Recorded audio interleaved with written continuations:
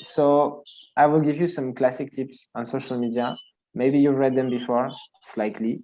If not, it's always good to know them. And it's linked to the previous part. So the first tip that I have is that simplicity is key. You absolutely do not have to, you can if you want, but you don't have to make these super curated Instagram feeds with white pictures to have this product stand out, etc. You don't have to make that. Keep it simple. And how to keep it simple? You post your products, post your top sellers. Definitely post your top sellers. Post your new products whenever you have them. Talk about yourself. Talk about your brand. Talk about yourself. Talk about your life.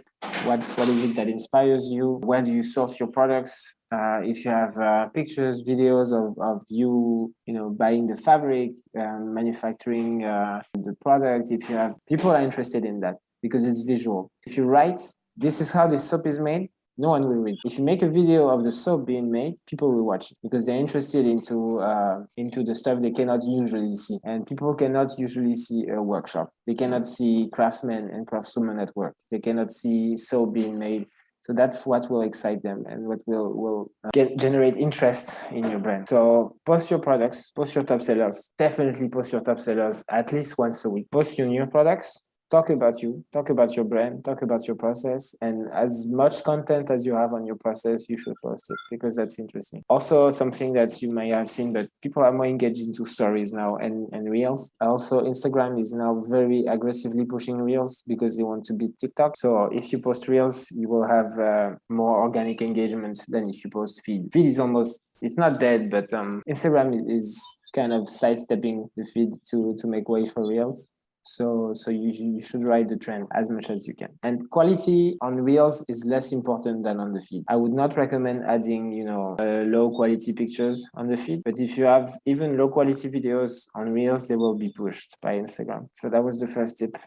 Second tip, which is a tip that we love at Africa, is copy. We didn't invent anything. We looked at the businesses that were better than us and we copied everything they did and we tried to make it better after that. But we didn't invent anything, and neither should you, unless you have a very creative mind, which I guess more than us because you are the designers and we are the service providers. But being creative is great when creating the product, when thinking of inspiration for a design, a collection. But when it comes to data and social media management is a lot about data. Copy what the best people are doing. Copy the top players and draw inspiration from them. Look at other brands in your fields. What are they doing? What are they doing well? Which hashtags are they using? How do they interact with their customers? And just copy it. And I can swear nobody will blame you for doing that because it's just the way the game is. People copy each other every time. If someone says, yeah, I managed to go from 1,000 to 10,000 followers just on my own, it's a lie. You managed to do that because you looked at what other people were doing and you looked at the best practices and you did exactly the same. There's a playbook to it, and